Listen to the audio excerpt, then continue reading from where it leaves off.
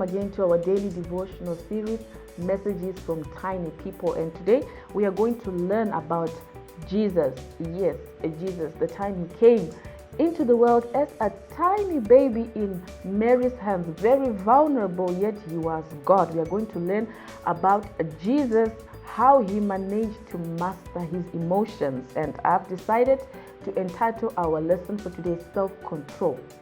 Jesus is standing before the people who are mocking him, and he's on his way to the cross, and he has a cocktail of emotions, mixed emotions. His disciples have forsaken him, Peter has denied him, and there he is with the people that he came to die for, and they are mocking him. They have blindfolded him, and they are asking him, prophesy, who has slapped you? And Jesus did not need eyes to see who had slapped him. He knew who they were. He was God, but Jesus was at an advantage to destroy them because he had the power, he had the authority, he had the physical advantage. He could have called 10,000s of angels, but he decided to keep calm. He could have just uttered a few words. You know how powerful words are. He could have just uttered a few words to those people, exposed them of their sins and damaged their brains, but he decides to keep silent. One of the things that I've learned about Jesus as he takes the shape or he takes the character of the lamb is when a lamb or when a sheep is wounded or attacked, when it is faced with an attack, it becomes defenseless, it becomes so meek, it becomes so calm. And this is the character Jesus, or the nature he puts out before the people who are persecuting him. Yet he had the advantage over those people. When you are at a vantage point, when you have an advantage over people, somebody offends you and you have the power, you have the information that can bring them down, what do?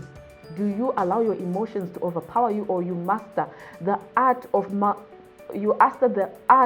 of manipulating your emotions so that you can be able to keep calm? Jesus does not allow what is surrounding him to torment him or to move him. He keeps his calm. We are surrounded by situations that wave us every day to and fro, but we are able to stand firm.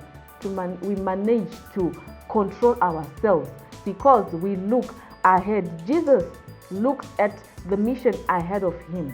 He knows that once he makes a mistake, once he insults this person, or once he just decides to destroy, then the plan of salvation goes in vain. You need to understand that for you to master the art of self-control, you always have to have the future ahead of you. If I do this, if I don't do this, what happens next? And so it is important to learn how to control yourself, even when you are at an advantage, even when you have the power to destroy. Jesus could have destroyed the people verbally or physically, but he decides to stand and control himself. May the good Lord bless you as we learn the art of self-control.